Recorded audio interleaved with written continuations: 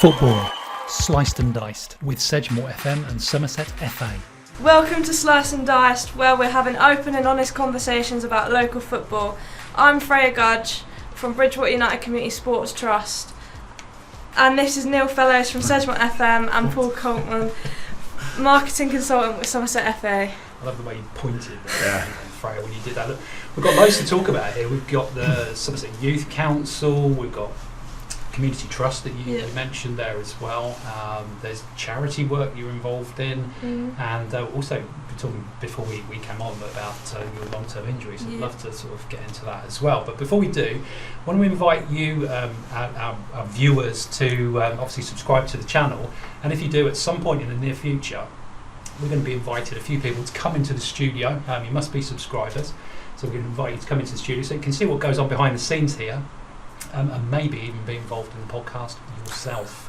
We'll see about that one.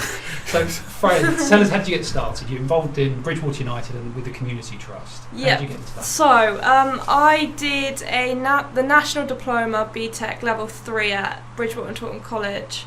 So I did my 2 years on that. Was playing, obviously studying alongside playing football.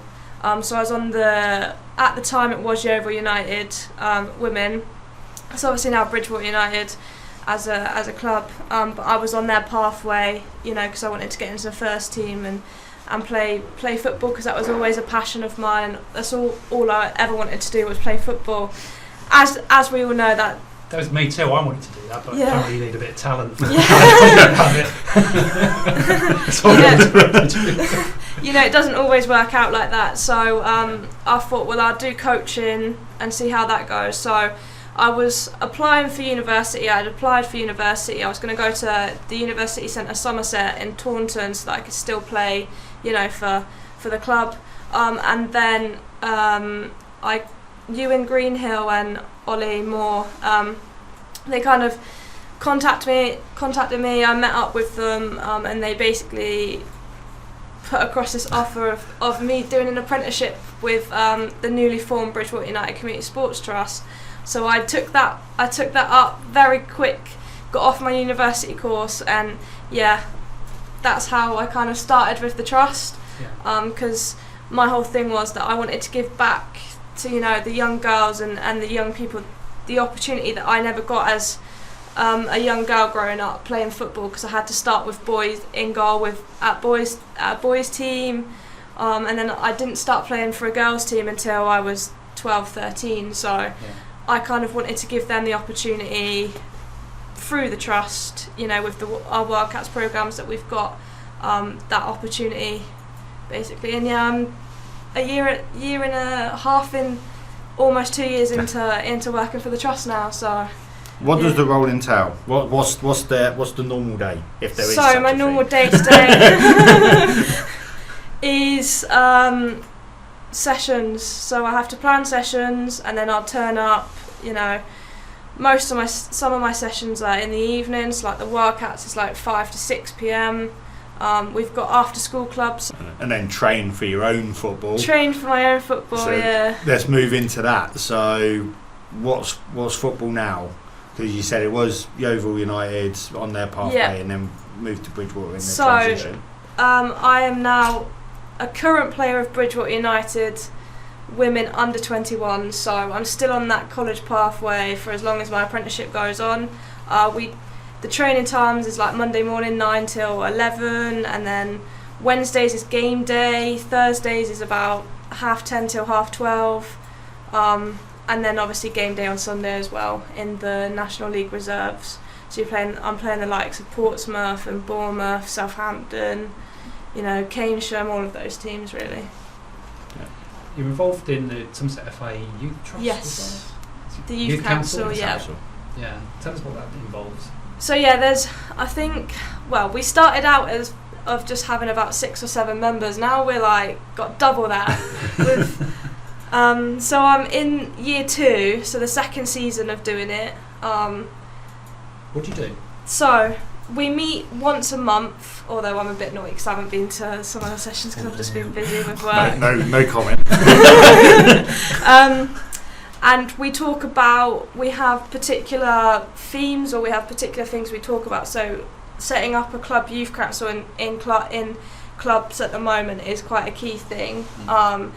We've got a couple podcasts I think that we're talking about that we've got lined up for about June, July time. So I'm doing one about women in football podcast. That's with a couple of them. There's a refs one that's going to happen, and then I think the big thing that we're all organising at the moment is FALA, which is the FA Leadership Academy. We're trying to get that in a Somerset one, so a Somerset FALA. I think that's the big organisation that's happening at the moment. In that, obviously, I need catching up because I haven't been to a couple of them. Always gone up. It was 1 minute ago. So you don't forget what you look like. Yeah. Yeah, cool. So you had a long-term injury, didn't you? Yes. How did that?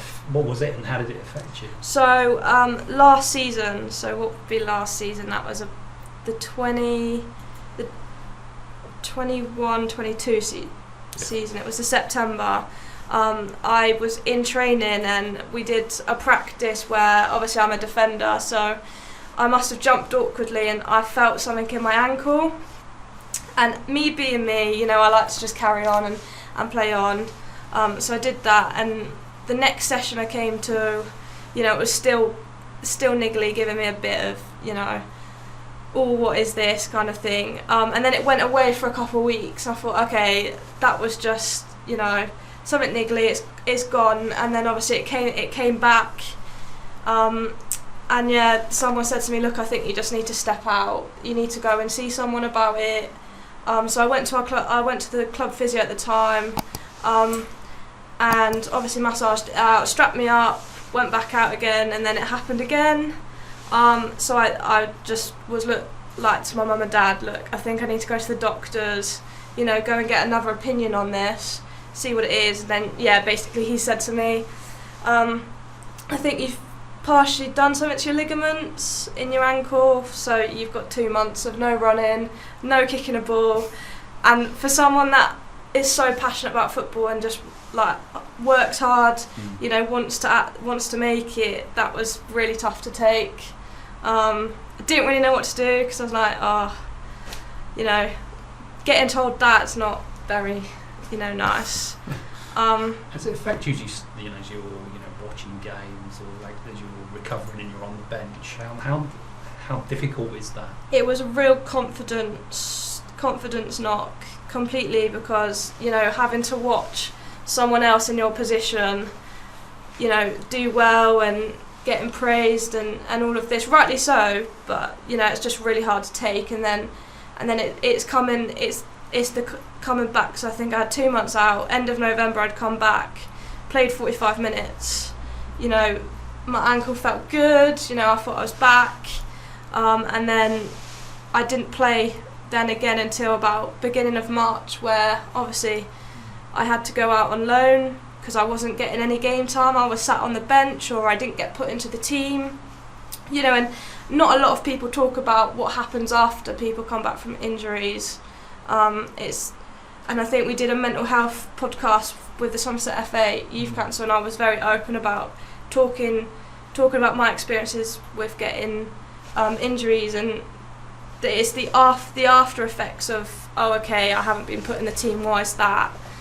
And the coach going, oh, okay, it's because I just want to try and protect you a little bit from that. And I'm just like, yeah, but I'm back, my ankle's feeling good, and it was feeling like I just want to give up playing football, because I'm like, well, if I'm going to keep getting injuries and not playing games and I'm not going to get any better, then what's the point, kind of thing. So yeah, it was tough, but going out on dual signage, as they call it, really boosted my confidence back up. I got full game, came back to Bridgwater and then for the 21s, and then was back into the team, and yeah, it gave me the world of confidence, and it gave my confidence back, so I was happy about that. It's good to hear. And this season's going well. Yes. Yeah, good. That's all that really matters. Yeah. And you're enjoying it, and absolutely, you clearly love your football. I'm back to loving. I'm back to loving my football again. Yes, that's the main thing. It is. It's always about having a smile on your face, regardless of what you're doing. And I know there's been some tough times, and there's always light at the end of the tunnel. There's always people. Absolutely. And although it may never seem like there is always someone that will help. Yeah. There's always someone that will support and guide, and sometimes it's just finding that person to help you through those tougher times. But you're there now. You're back playing. You're back enjoying your game, and that is it. So I've got one more question for you. I noticed, because I saw on Facebook you're involved in charity at the moment, and you've been doing, is it 30 runs in 30 days? 30 yes, I'm doing 30 half marathons in 30 days. So. Can you not drive? What's the charity? The charity is Campaign Against Living Miserably. So the backstory to this is that at the end of November, so it was the 29th of November, me and my brother Finn tragically lost our dad to suicide. And obviously that was really hard, completely broke us. And he was such a big thing with my football, so I didn't actually, funny enough, I didn't actually play football again until about beginning of March this year. I had a 2-month break just because obviously it was a bit hard for me to get back into it. But so we're about 4 months on now, I think, 4 months on from my dad, and I decided that I wanted to raise money, for him, not just for him, but for everyone out there, try and turn something that's negatively happened to us into a positive by doing something positive. It's a big challenge, but it's the case of go home or go big. So we've gone big, 30 half marathons in 30 days. He fought for so long with his mental health, and we just want to continue that fight that obviously he lost his battle to, but we want to continue that fight and create a legacy at the end of it. And we're not just going to stop here, with our fundraising. Once this finishes, we are going to keep do it. Maybe not running challenge. I don't think I can put my body through another running challenge. But if people want to support you with that, how could they do that? So we have a Just Giving page. So we set up a Facebook page called 30 half marathons in 30 days, and on that page you can click on the link and it will take you to the Just Giving page where you can donate to.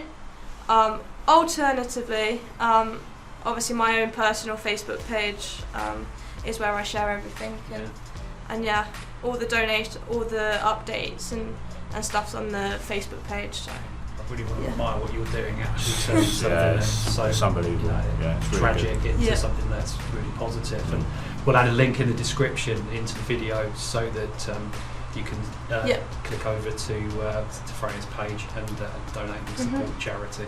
Thanks very much for coming into that. Thank you, guys. If you've enjoyed this episode, please subscribe to the channel. And if you want to get extra content and support the channel, then check out the Patreon link in the description.